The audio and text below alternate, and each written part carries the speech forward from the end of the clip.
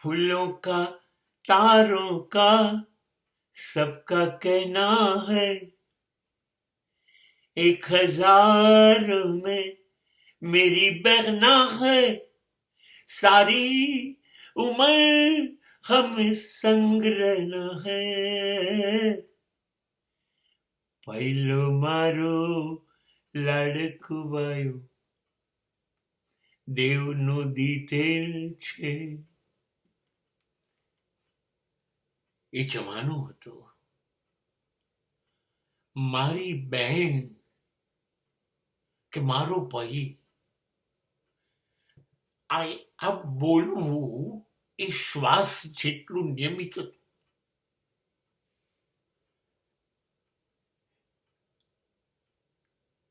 ક્યાં ગયું? એ ક્યાં જતું રહ્યું? પુષ્કળ નવાઈ અનુભવાય છે જ્યારે કે બે બહેનો વચ્ચે, બે ભાઈઓ વચ્ચે, કે ભાઈઓ અને બહેનો વચ્ચે અબોલા થઈ જાય છે. વર્ષો સુધી બોલવું તો નથી,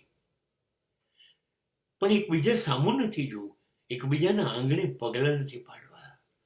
અરે, એક માની ગર્ભનાળમાંથી બહાર આવેલા આપણે લોકો આવી નીચ અને કાતકી પ્રવૃત્તિ કરતા થઈ ગયા.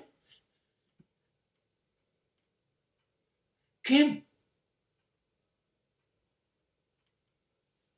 અરે, એકબીજામાંથી ઝૂંટવીને છીના જપ્તી કરીને ખાતા હતા, હકથી એકબીજાનું લઈ લેતા હતા આપણે. કોઈ વાંધો નહીં, કોઈ પરવાનગી નહીં, અને આપણે બદલાઈ ગયા સાવ.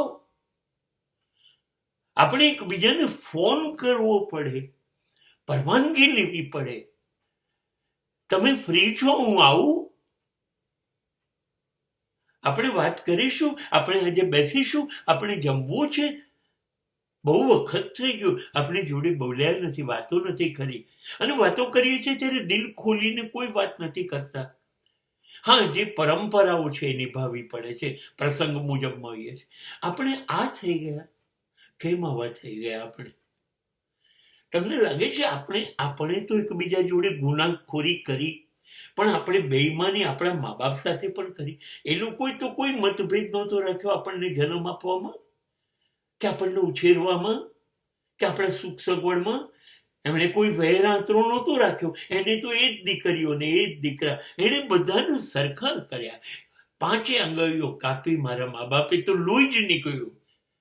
મારી મા કે ક્યારેય એને કોઈના માટે વધારે ઓછું ક્યારેય ન કર્યું. આપણે એ મા બાપના દીકરા, આપણે ભૂલી ગયા. આપણે ગણતરી કરતા થઈ ગયા, આપણે વહેંચણી કરતા થઈ ગયા, આપણે નક્કી કરતા થઈ ગયા, હું શ્રેષ્ઠ, હું બહુ સરસ, તું ઉતરતો, તું મારે લાયક નથી, ત્યાં પહોંચી ગયા.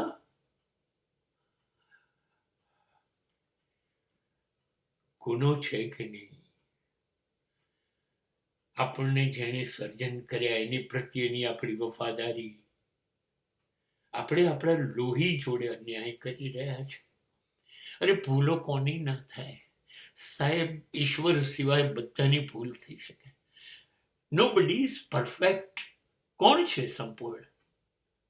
ભૂલો જ કરવી એ માનવ જીવન છે. અને જો કોઈ કહેતો હોય ને હું ભૂલો કરી જ નથી, હું ભૂલો કરતો જ નથી, આને તો કાઢી મૂકો સમાજમાંથી, આનો ભરોસો ના કરો, આ જૂઠો છે. ભૂલ વગર કેવી રીતે માનવ જાત હોઈ શકે? થાય.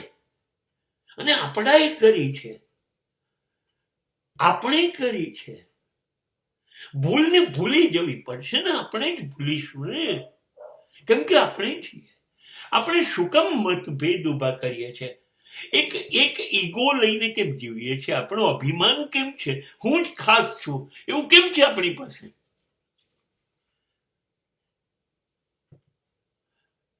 હા, મતભેદ તો હોવા જ જોઈએ, એ બુદ્ધિની સીમા છે, એ શ્રેષ્ઠ સૌંદર્ય છે જીવનનું. પણ એને મનભેદ કેમ બનાવીએ છીએ? વહેંચાઈ કેમ જઈએ છીએ? અરે, ઉકલી શકે કે છે, વિશ્વયુદ્ધની વાતો ટેબલ પર ઉકલી શકે છે.